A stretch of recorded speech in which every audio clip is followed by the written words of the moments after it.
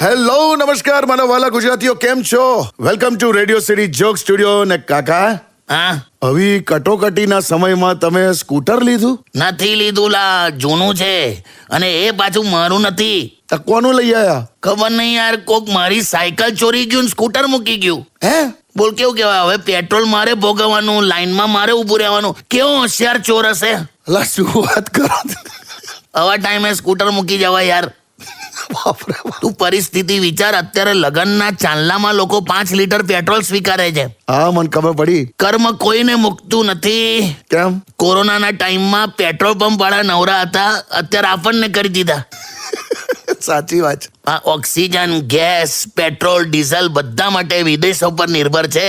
હા, ખાલી દવા દારૂ માટે આપણે આત્મનિર્ભર છે. કરેક્ટ. પીવો, દવા ખાઓ ને પડી રહો. બસ લા, એ સ્ટે ટ્યુન વિથ કિશોર કાકા only on radio city 91.1. Radio City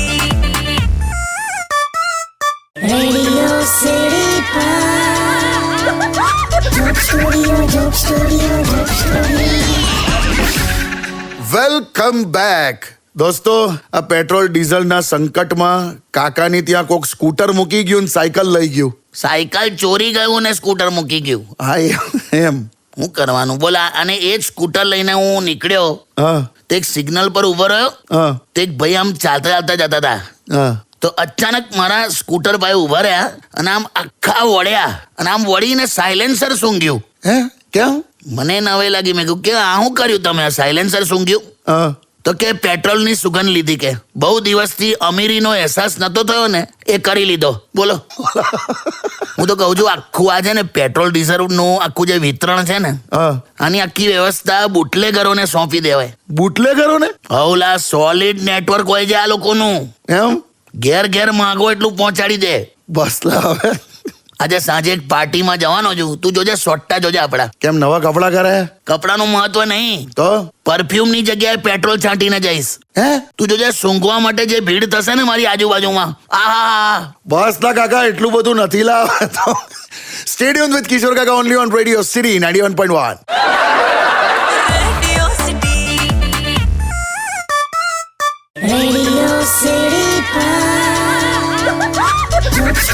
Joke Studio. Welcome back. અને સહેજ કાકાને હળી કરી આપું. ઉભા રહો. હે કાકા, હા હમણાં તમે કહેતા હતા ને કે સાંજે તમે પાર્ટીમાં જવાના છો. હા, પરફ્યુમની જગ્યાએ પેટ્રોલ છાંટીને. હા બરાબર છે, પણ હું શું કહું છું, હા, તમે મારા ઘરે આવો, હું તમને મારા હાથે મસ્ત જમાડું. એવું લા? તમે કોઈ આઈટમ ચખાડું, ક્યાં બાત હે? પણ શરત એટલી કે ગેસનો બાટલો તમારે તમારો લઈને આવવાનો. બસ. તું જ અપને દોસ્ત ઘડી કરે. એક્ઝેક્ટ 6 વર્ષ થયા કોરોનાને. હાલા નહીં? આજ પીરિયડ ચાલતો હતો ને, હા કરેક્ટ. તે વખતે હોસ્પિટલમાં ખાટલા શોધતા હતા અને અત્યારે બાટલા શોધાય છે. શું કરવાનું? પણ કાકા, જેવું શોર્ટેજ શબ્દ આવે ને માર્કેટમાં, હા, તો ફટાક દઈને કન્ઝમ્પશન ને સ્ટોરેજ વધી જાય છે. પણ એ હ્યુમન સાયકોલોજી છે લા. હવે અચ્છા. હવે તો ગેસના બાટલાનું કન્ઝમ્પશન ઓછું કરવું હોય ને, હા. તો ઉપર એક ચેતવણી લખો. કેવી ચેતવણી? गैस पर पका हुआ खाना सेहत के लिए हानिकारक है. હવ લખાય તો જ કન્ઝમ્પશન ઓછું થશે લા, બાકી નહીં માને કોઈ. સ્ટે ટ્યુન વિથ કિશોર કાકા only on radio city 91.1. Radio City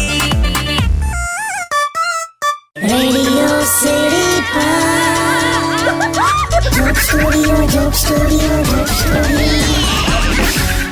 welcome back. અને ફોન આવ્યો કાકા. ગેસના બાટલાની એજન્સીનો હશે. બુકિંગ કરાવ્યું તમે? ખબર નહીં. હું હેલો, દુનિયામાં બધા દુઃખ ભગવાને મહિલાઓને જ આપ્યા છે. હું થયુલી પાછું. આજ સુધી જમવાનું શું બનાવું એ દુઃખ હતું, હવે તો શેના પર બનાવું એ પણ દુઃખ આપી દીધું. તે તો કરોલી ગેસનો બાટલો ઘેર. છે જ ને, આ તો ખાલી બધા બોલે છે ને તો હું પણ બોલી. જપનેલી જપ અહીંયા તું. હું બનાવ્યું છે આજે? હું બનાવ્યું? આજે તો તમે આમ બૂમ પાડી દેશો એવું છે, જોરદાર મેનુ. એવું? હું પણ. જો કાચી શકટેટીનો ઓળો. હે? કાચી સકટેટીનો ઓળો હોય લી? સાંભળો, હજુ પત્યું નથી. બીજું છે ભીંડાની ખીર, ભીંડાની ખીર અને પછી છે શેરડીનું અથાણું. શેરડીનું અથાણું કઈ રીતે હોય? ઓય છે ને, મેં કીધું ને બૂમ પડાઈ દઈશ. તું ગેસનો બાટલો ના બગાડ લી મારી માં.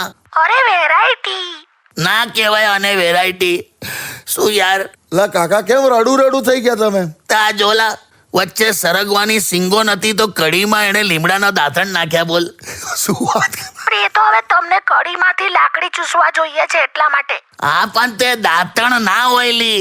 કાકા લોકો તિથિને વાર જોઈને ઉપવાસ રાખે છે, હું આની આઈટમો જોઈને રાખું છું. શું થાય છે તમને? અરે કાકા બહુ ઢીલા પડી ગયા છે, રડું થઈ ગયા છે. એક કામ કરો, તમે હમણાં મૂકી દો, પછી વાત કરીએ. હાય એમની છે ને શુગર ડાઉન થઈ ગઈ હશે. એક કામ કર, હા એમને છે ને ચાસણીમાં બોળેલા રીંગણા ખવડાય. ચાસણીમાં બોળેલા રીંગણા ના હોય લી. અલા કાકી મૂકો તમે. Okay bye. હાટ. Radio City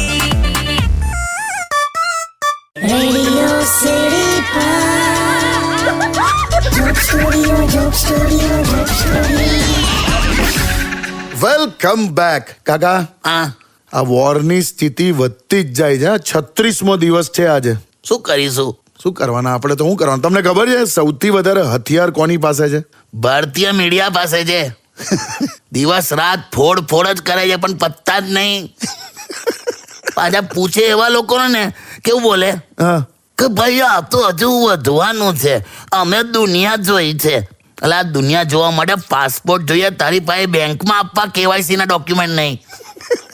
હું તો કહું છું હથિયાર ભલે યુએસ પાસે હોય, વધારે હોય, હા પણ કોઈ પણ યુદ્ધ પછી છેલ્લે ટેબલ પર બેસીને જ સમાધાન આવે. કરેક્ટ. તો કરી નાખવાની યાર. એટલે પણ તમારી વાત થોડો ટ્રમ્પ સાંભળવાનો છે યાર. હું તો ભગવાનને થેન્ક યુ કહું છું કે આપણે અહીંયા છે. હા ખરેખર. બાકી જોઈ લો, આ તો ટેક્સ થી બચવું હોય ને તો દુબઈ જવાય, બાકી બોમ્બ ને મિસાઇલ થી બચવું હોય તો ભારતમાં જ રહેવાય. ક્યાં વાત છે કાકા, બિલકુલ કરેક્ટ. તારે Stay tuned with Kishore Kaka only on Radio City 91.1.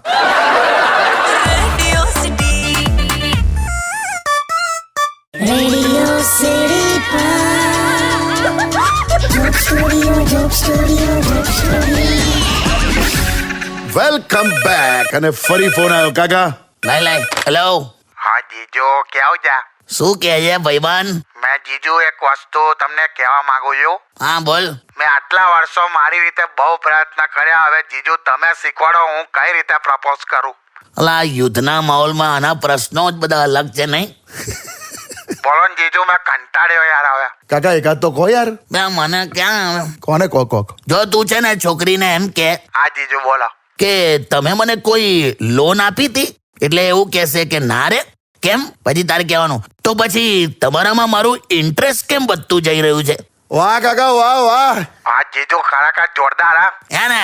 બહુ જોરદાર. અને કશું નહીં તો ચૂલા પર રાંધતો હોય ને એવા ફોટો અપલોડ કર, ઢગલા બંધ માંગા આવશે. વાહ જીજુ, ખરેખર તમે આમ આફતને આમ અવસરમાં બદલી નાખી હા યાર. તે જ ને.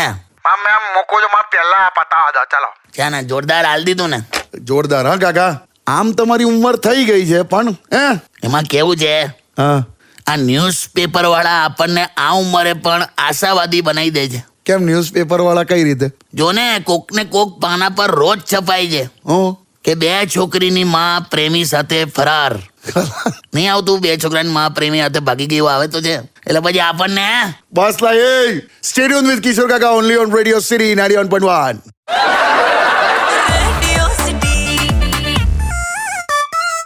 Radio City Joke Studio. Welcome back.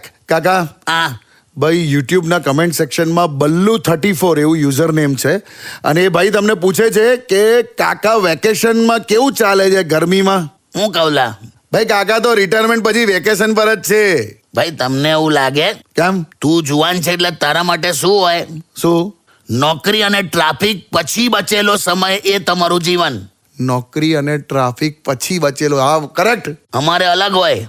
એટલે સોમવારે બાટલાની લાઈનમાં, મંગળવારે પેટ્રોલની લાઈનમાં, બુધવારે બેંકની લાઈનમાં, ગુરુવારે સ્કૂલની લાઈનમાં, શુક્રવારે સરકારી ઓફિસની લાઈનમાં, શનિવારે મંદિરની લાઈનમાં, રવિવારે ગાંઠિયા જલેબીની લાઈનમાં. બસ. એટલે બકા તમે જુવાનિયાઓ નોકરી પછીના સમયમાં જીવન જીવી શકો હા એટલે ઘરમાં રિટાયરમેન્ટ વાળા માણસ આખો દિવસ લાઈનમાં ઉભા રહે છે. બધું એકના માથે ના આવે એટલે. બાકી વેકેશન તો અમને ગમે. સોરી યાર કાકા, સોરી. હા ખરેખર તમે મારી આંખો ખોલ નાખી. બસ તક ખુલ્લી આંખો એ પેટ્રોલ જોઈ આવી જા કશે. બે જાઓ ને લા. Stay tuned with Kishore Kaka only on Radio City 91.1.